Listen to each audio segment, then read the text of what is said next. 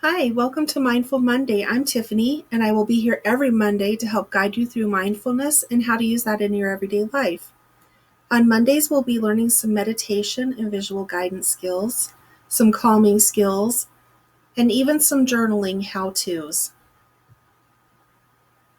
So this week, I would like to share with you emotional awareness. Part of being mindful is recognizing how you're feeling in the present moment and then calming your mind to be more thoughtful in your response. Emotional awareness is a skill that allows us to identify what we're feeling and put it into words instead of throwing a tantrum or lashing out. Emotional awareness helps us know what we need and want, or even what we don't want. It helps us build better relationships because being aware of our emotions can help us talk about feelings more clearly, avoid and resolve conflicts better, and move past difficult feelings more easily. Everyone can be more aware of their emotions with practice. There are no good and bad emotions. They are all valid. But there are good and bad ways of expressing or acting on those emotions. All emotions tell us something about ourselves and our situation. And sometimes it's hard to accept the way that we're feeling, and so we try to avoid it. But avoiding negative feelings or pretending we don't feel the way that we do, it can backfire. So in order to move past difficult feelings and allow them to fade, we must face them and try to understand why we feel the way that we do. Emotional awareness simply means recognizing, respecting, and accepting your feelings as they happen. I would like to share with you two different skills this week. One is doing a body scan so that we can recognize our emotions and assess how we're feeling. And another one is a guided meditation for anger. Because I know oftentimes when we're angry, we like to just yell and scream and lash out at people, and sometimes that's not the best answer. And sometimes it's really not healthy. To do a body scan, you can do this anytime. You can do it sitting, you can do it laying down, you can even do it in class, and nobody will know that you're even doing it. So I want you to, in your mind, scan your body from the top to the bottom and know areas of tension and discomfort. And sometimes your body will tell you what emotions you're feeling. For example, if you're feeling tension in your neck or shoulders, you may be experiencing anxiety, stress, or fear. Stomach tightness or pain could be a result of sadness, grief, distrust, or betrayal. Again, those are just examples. Gently dismiss judgments that arise and take a deep breath into each area of the body where there is discomfort. Do not try to change how these areas feel, but notice the difference that happens as you continue to breathe and connect. Deep breathing will calm your mind. Remember to breathe in through your nose and exhale through your mouth. After recognizing how you're feeling, ask why you have those feelings.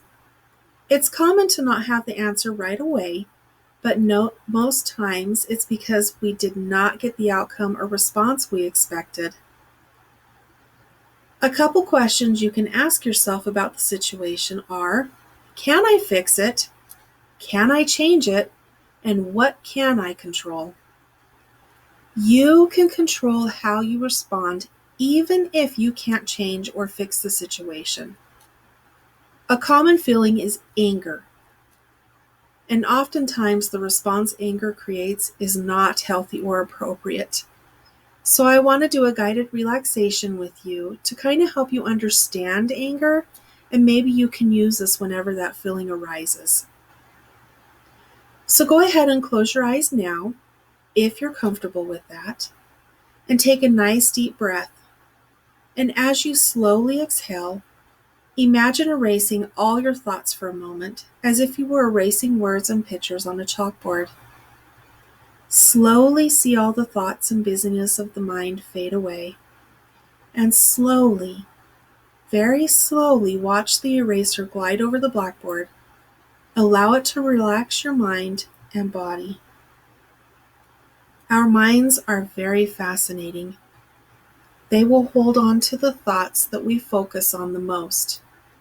When we focus on a thought intensely or think about it over and over, it brings up certain feelings within us. These feelings can be of happiness or excitement, but they can also be thoughts that make us angry, afraid, or sad. Feelings are never bad or wrong, and thoughts are simply things that our minds think. Let's take a moment to talk about anger. Everyone feels anger sometimes. Anger is not a bad or wrong emotion, but we must be mindful of what we say or do when we are angry.